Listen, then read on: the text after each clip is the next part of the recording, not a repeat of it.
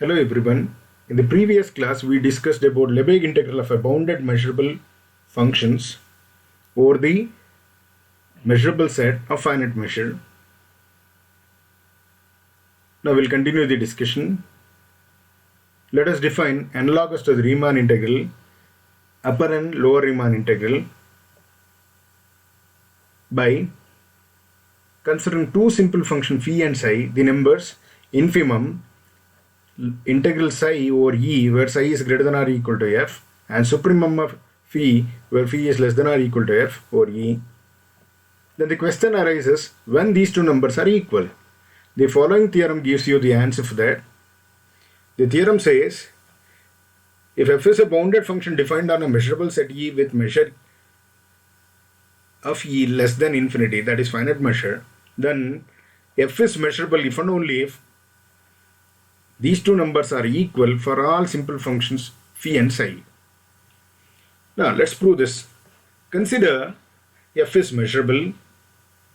Since f is bounded function defined on a measurable set E with finite measure, let us assume that f is bounded by some m, and let us construct a set Ek for any positive integer n such that Ek consists of all elements of E, those elements which satisfies the condition f of x is greater than k minus 1 into m by n less than or equal to km by n, where k runs in between minus n to plus n.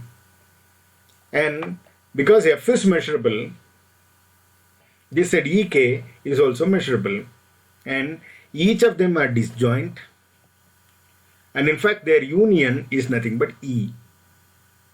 But we know that since these are disjoint and E is the union of this, by earlier results, measure of this union is nothing but summation k from minus n to n measure Ek. So summation k from minus n to n measure of Ek is same as measure of E. Now let us consider two simple functions psi n of x and phi n of x as defined here, where chi Ek of x is a characteristic function which can take 1 or 0 depending on the choice of x. If x is present in Ek, then it can take 1. If it is not present in Ek, then this function takes the value 0. And you should see that, for example, if k equal to 1, then this becomes 0, so your f of x is greater than 0 and less than or equal to m by n. And you should note that if k equal to 1, this is simply characteristic function Ek of x, which can take maximum plus 1 or 0. If this is 0, 0 into anything is 0, therefore psi n of x will be equal to f of x. But if this is 1, then obviously this number is greater than m by n. But here your f of x is less than or equal to m by n, therefore psi n of x is obviously greater than or equal to f of x.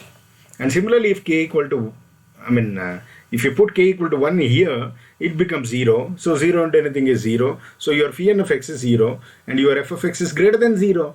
Therefore, your f of x must be always greater than phi n of x, or it may be equal to f of x. So we can say phi n of x is less than or equal to f of x, less than or equal to say f of x. Now see, if you consider psi of x, what is psi of x? Your psi is a simple function, and you should note that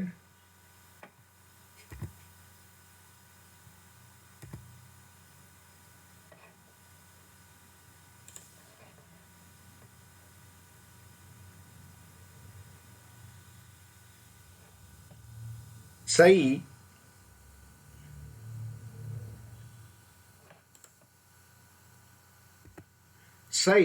takes finite values, and in fact infimum of integral of psi of x is obviously less than or equal to integral of psi n of x dx, because this is the least value of this.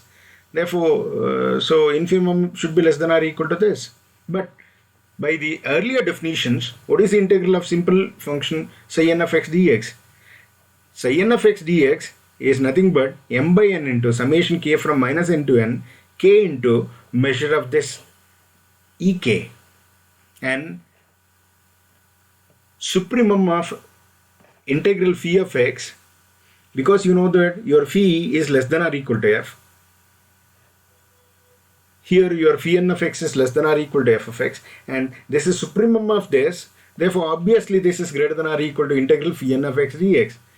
But this is nothing but, again by the earlier definitions, you can write this as m by n into summation k from minus n to n, k minus 1 into measure of ek. We have written this one from the results which we discussed about simple functions and characteristic functions. Hence, obviously, because your psi n of x is greater than or equal to f of x, and this is greater than or equal to phi n of x, obviously infimum of integral psi of x over e minus supremum of this is greater than or equal to 0, because this will be largest and this will be smallest, or it may be equal to each other also. So that's the reason it will be greater than or equal to 0. But this is nothing but, this is less than or equal to integral of this, minus this is less than or equal to integral of phi n of x. Now, what is your integral of phi n of x? M by n into summation k from minus n to n, k minus 1 into measure of ek. And what is your psi n of x? M by n into summation k from minus n to n, k into measure of ek. This would have been k plus 1 minus k, because k comes first, minus of k minus 1. That is your term which you are going to get here. So that k get cancels, 1 will remain. 1 into m by n into summation k from minus n to n, measure of ek. But measure summation k from minus n to n, measure of ek is simply measure of e. So measure of e is a number m by n, because you know as n goes to infinity, because n is arbitrary, if we can turn this one to infinity, so that you are going to get 0. So 0 less than or equal to this term less than or equal to 0. This is possible only if these two are equal to each other. So we prove these two numbers are equal to each other. And conversely, suppose that these two are equal to each other, then we have to show that f is measurable. Now for given n, define two simple functions psi n and phi n such that phi n is less than or equal to f, which is less than or equal to psi n. And the integral of psi n of x dx minus integral of phi n of x dx is less than 1 by n. Consider two such simple functions. And define psi star is nothing but infimum of psi n, and phi star is supremum of phi n. And we know that simple functions are measurable, therefore their infimum and supremum are also measurable. We have proved this in previous results. And you should note that phi n is less than or equal to f. Therefore, supremum of phi n will always be less than or equal to f. And all your psi n's are greater than or equal to f. Therefore, infimum of psi n is also greater than or equal to f. Therefore, phi star of x is less than or equal to f of x, which is less than or equal to psi star of x. And consider this set delta, which consists of set of all x coming from E satisfying the condition phi star of x is less than psi star of x. That is, supremum of phi n is less than infimum of psi n. And in fact, you should note that this is the union of the sets delta r. If r goes to infinity, you'll get all your delta. If you unite this, you'll get all your delta. So collection of this, union of this will be your delta. But remember, here phi star of x is supremum and psi star of x is infimum of psi n. This is supremum of phi n and this is infimum. So supremum itself is less than infimum of psi n. So therefore all your phi n's are less than psi n minus 1 by r. So this is contained in this. But you should note that integral of psi n of x dx minus integral of phi n of x dx is less than 1 by n. And if you send this one to this side and this one to this side, your psi n of x minus phi n of x is greater than 1 by r. So obviously this set will be of measure less than r by n. And you should note that as I said earlier, if you send n to infinity, because n is arbitrary, this gives you measure of delta r as 0. So your delta is the union of the sets delta r, and measure of these delta r is 0. Therefore your measure of delta will be 0.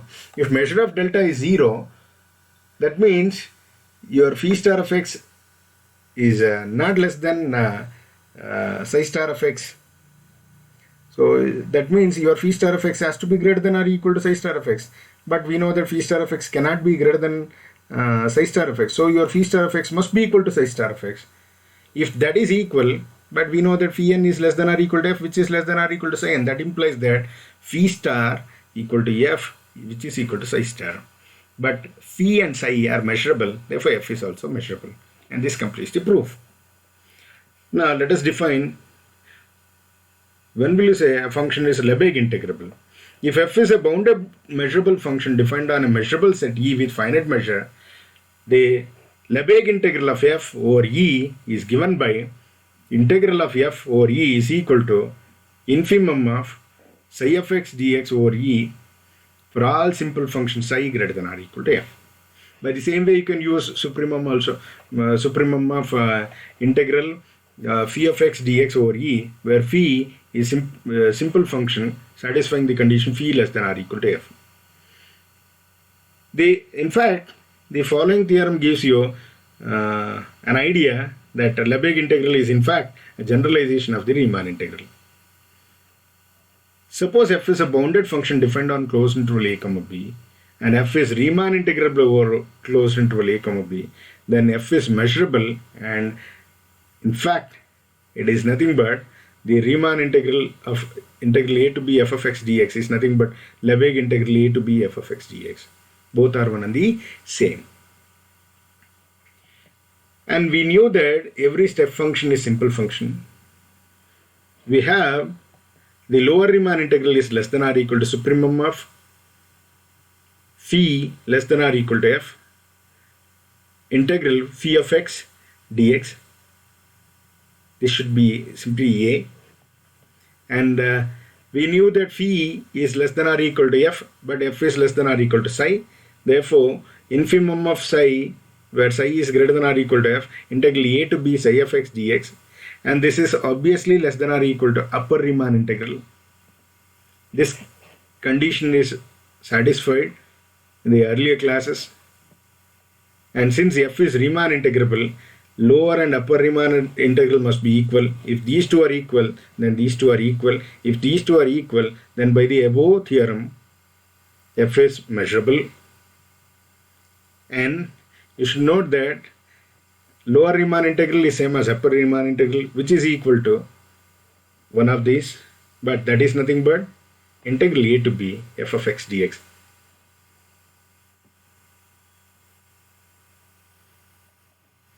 This completes the proof.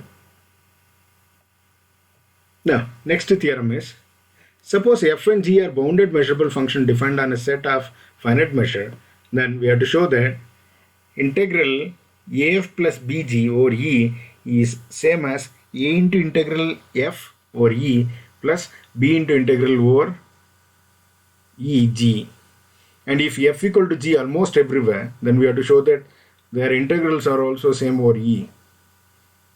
And if f is less than or equal to g almost everywhere, then we have to show that Lebesgue integral of f over e is less than or equal to Lebesgue integral of g. And further, mod of integral over e f is less than or equal to integral e of mod f. And fourth one, if a is less than or equal to f of x less than or equal to b, if this is bounded, then the integral Lebesgue integral of f is also bounded by this. And if a and b are disjoint measurable sets of finite measure, then we have to show that the Lebesgue integral of f over a union b is same as Lebesgue integral of f over a plus Lebesgue integral of f over b. Now let's prove the first one. In fact, to show that integral a f plus bg is same as a into integral over e f plus a integral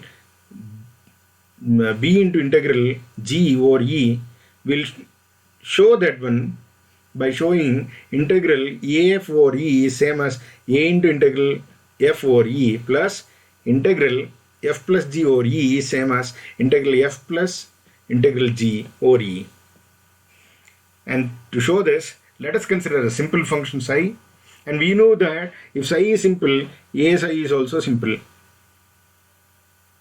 and assume that a is non-zero. So a is non-zero means either a is greater than 0 or a is less than 0. Suppose a is greater than 0, then integral af over e is equal to, by the above definition, since af is a simple function, it is measurable, so I can write this one as infimum of integral psi, simple function psi, which is greater than or equal to f over e a psi. But I can take out a from this. So if I take out a from this, then this is remaining, but this is nothing but integral f over e. So we have proved this when a is greater than 0. Similarly, when a is less than 0, integral of af over e is nothing but, again by the Lebesgue integrable function definition, I can write this one as supremum of phi less than or equal to f integral over e a phi. So I can take out a outside, so remaining is this. But since this is measurable, your f is measurable, these two are equal to each other, but this is nothing but this from this. So this is true. So in both the case we have proved this is true. Now to prove this, we know that two numbers are equal to each other if one is less than or equal to another.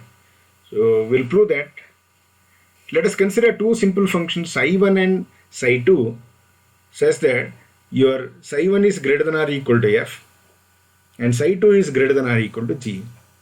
Therefore, psi1 plus psi2 is obviously greater than or equal to f plus g. Hence, your f plus g, integral of f plus g over e is obviously less than or equal to integral psi1 plus psi2 over e.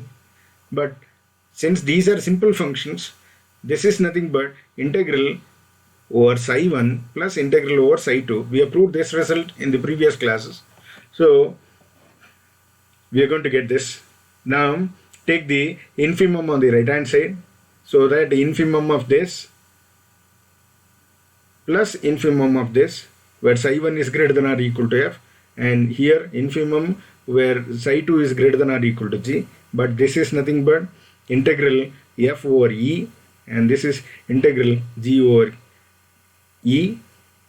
So your integral f plus g over e is less than or equal to integral f plus integral g over e. Call this one as equation 1.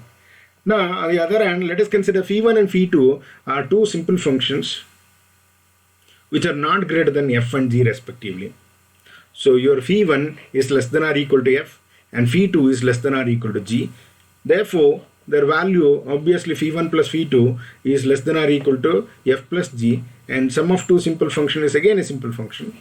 Therefore, it is less than or equal to f plus g. And therefore, the integral of f plus g must be greater than or equal to integral of phi1 plus phi2.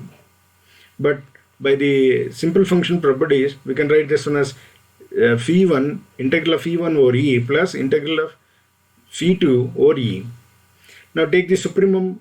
For the left hand side there is no harm because already is a number. Now supremum of this over e, where phi1 is less than or equal to f, and supremum where phi2 is less than or equal to g.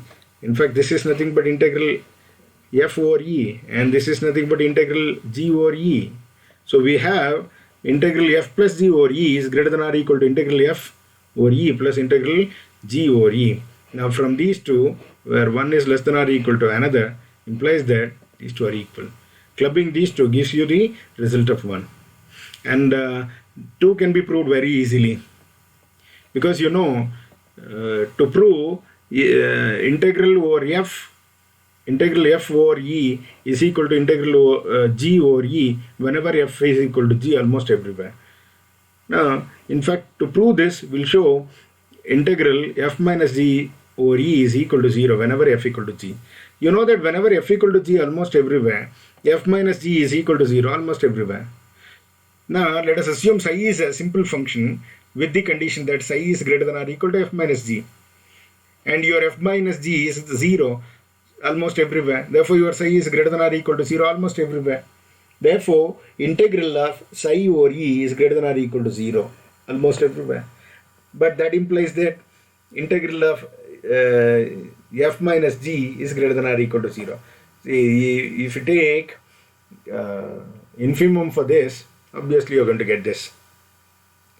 Now, similarly, we can show that integral f minus g is less than or equal to 0.